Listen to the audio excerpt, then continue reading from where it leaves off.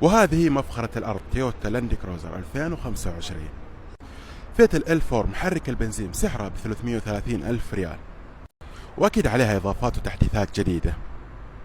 نلاحظ الواجهة الأمامية غسيل للأنوار بالإضافة لحساسات أمامية، بالجزء السفلي كشاف ضباب، فتحات للتهوية سواء بهذا الجزء أو الواجهة الأمامية. عندنا كاميرات محيطية على السيارة 360 درجة، وعندنا رادار أمامي. طبعا مثل ما نلاحظ هذه الفتحات تبريد التربوات، وبالواجهة الأمامية عندنا تبريد المحرك. مقاس الجنط 20 إنش. الجزء الجانبي مثل ما نلاحظ دعاسات جانبية مع قطعة من الكروم بالجزء السفلي على الأبواب. المرايات الجانبية تتحكم فيها كهربائي بالإضافة لكاميرا جانبية، وعندنا إشارات بمرايات، والمرايات مدمجة بالأبواب تعطيك انسيابية أكثر، خاصة الدخول الذكي والمتعارف عليه بالبصمة على الأبواب الأمامية، فتحة بالسقف مع عوارض بالسقف.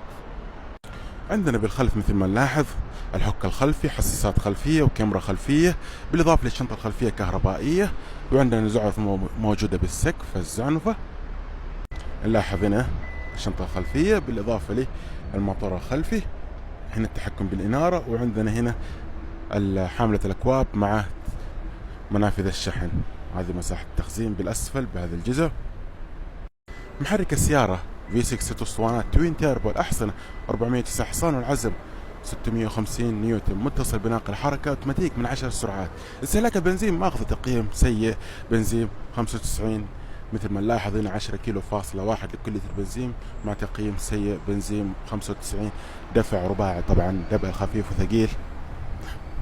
فورمايكا بالجزء الداخلي، مقابض داخلية مطلية بالكروم، عندنا شاشات خلفية، تحكم بالتكييف بشكل كامل بالخلف مع منفذ تايب سي، تكاية بالوسط مع حاملة أكواب، بالإضافة لمثبت لمرتبة الأطفال أو الأيزوفيكس.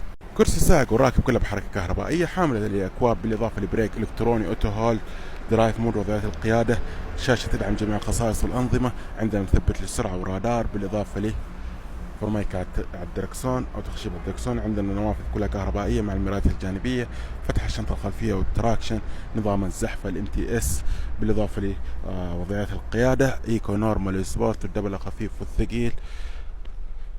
عندنا ستار ستوب، بالإضافة هنا الديفلوك مثل ما نلاحظ، والكاميرات المحيطية.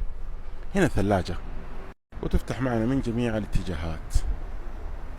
وهذه هي تفاصيلها بشكل كامل تويوتا لاند كروزر 2025 نسخة GXR. رأيكم بالسيارة L4 L300؟